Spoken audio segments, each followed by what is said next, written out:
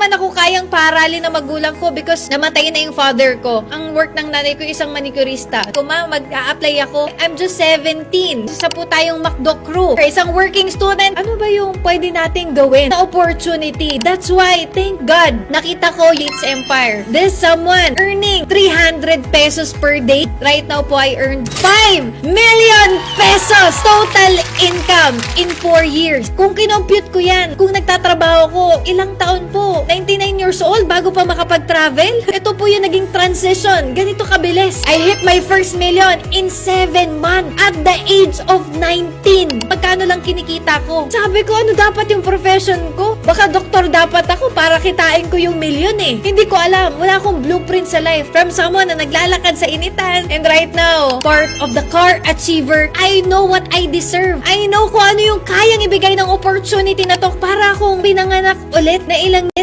years, hinahanap ko yung sarili ko. And it's not about the money, pero yung holistic growth na nabigay sa akin. And ang sarap sa feeling na na-enjoy natin at a very young age. Because ito yung opportunity na you can save time. Are you someone na working for 10 years? This is the sign. Tumaya ka naman sa pangarap mo. Because I was once like you. Now is the time. It's never too late to start something. Kung ako nga na isang estudyante na kaya ko na magbago yung buhay, definitely magagawa mo rin.